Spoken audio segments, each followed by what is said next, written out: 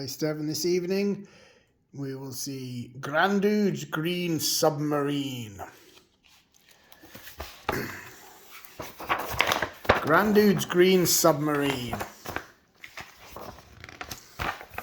It was a boiling hot summer's day.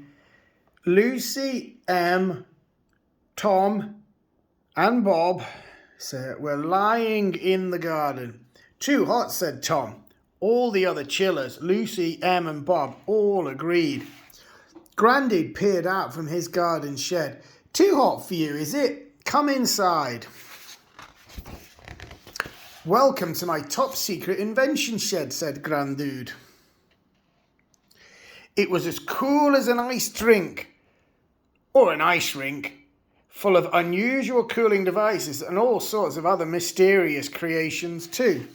As the chillers explored, Lucy spotted a picture of Nandude, their adventurous grandmother.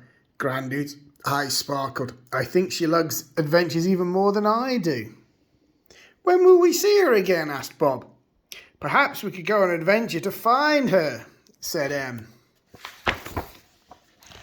Great minds think alike, said Grandude, and I have a plan. Follow me. Grandude led the children down a secret passageway until they reached a locked door. This is my favourite invention yet, Grandude said, opening the door to reveal a bright green submarine. What a beauty, said Grandude. As they all climbed aboard, Grandude took out his golden magic compass from his trouser pocket. We'll need a bit of magic to get started. This is no ordinary sub, you know. Magic needle spinning round, lift this green sub off the ground. With a zing, bang, zizzle, the green submarine jerked, then jolted, then sprang up into the air and shot through the roof of the shed. The chillers laughed and cheered as they zoomed into the clouds. We're swimming through the sky, said Em.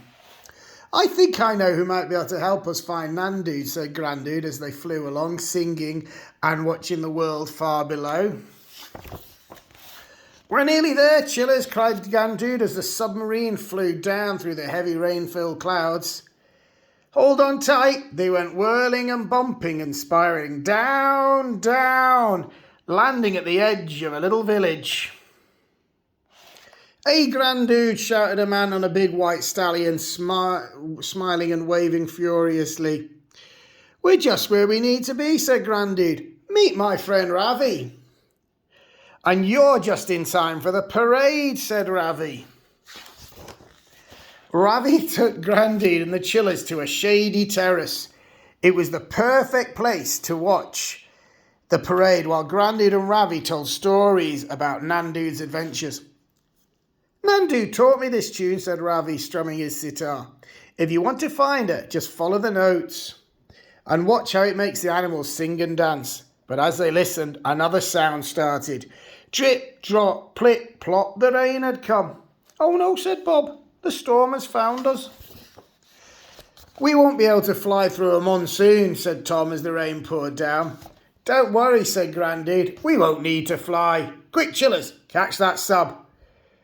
The green submarine was floating away on the rising tide water. They all hopped aboard the submarine just in time. Ravi waved goodbye as the current sent them swooshing down the river. Where's the river taking us? Grandude asked Lucy. I have a notion we're heading for the ocean. As the river rushed them through a lush jungle, they heard a familiar tune. The animals on the riverside were all singing snatches of Nandude's song. They passed tigers and toucans, and birds and baboons, leopards and lemurs, warthogs and bullfrogs. If we follow the music, we're sure to find her, said Bob. The river widened and they reached its mouth. And then the green submarine began to dive deep, deep, deep into the shimmering blue ocean. Deeper and deeper they went, cruising past the most spectacular sea life.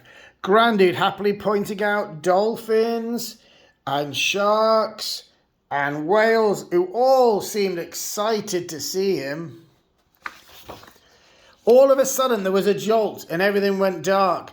They were caught in the tentacles of a giant octopus, spraying clouds of black ink.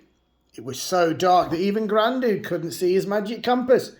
And even he was getting a little bit worried. Oh, what's that sound? Asked Bob nervously. It's that tune we heard before, Nandude's music. It's getting louder, said Granddude. Louder and louder, each note lit up the sea in a magical light show. It was Nandude. A huge underwater ship was sailing towards them. As the ship approached, the octopus began to dance, and as it danced, it let go of the green submarine. Granddude and the chillers were free. Other sea creatures joined in the octopus's wild dance. And meanwhile, a trail of magical music from Nandude's ship scooped up the green submarine and carried it into the sky. They sailed through the air, over sea and land, all the way back to Granddude's garden. One of the accordion ship's windows creaked open. Hey, Nandude! Granddude and the chillers waved as Nandude climbed down from the ship. Nandude to the rescue, she said with a wink, giving them all a big hug. Goodness me, you've all grown up so much, Nandude sounded a bit worried. I must have been away far longer than I thought. After that, I think it's time for tea and biscuits, said Granddude. As they got cosy in the living room, Nandude told them all about her adventures. But then it was time for bed. Nandude played lullabies on her accordion while the chillers snuggled down. Maybe we could go on an adventure with you, Nandude said with a yawn. Tom said with a yawn. Yes, maybe we can do that someday, she whispered. That would be fun. Now off to bed you go. Nandude and Granddude kissed the chillers goodnight, and pretty soon they were fast asleep. Nandude turned and smiled at Granddude, but he was asleep too. Sleep tight, chillers. Sleep tight, Granddude. Sleep tight, Stefan. The end. Don't forget to like and subscribe. Good night, Stefan Zilla.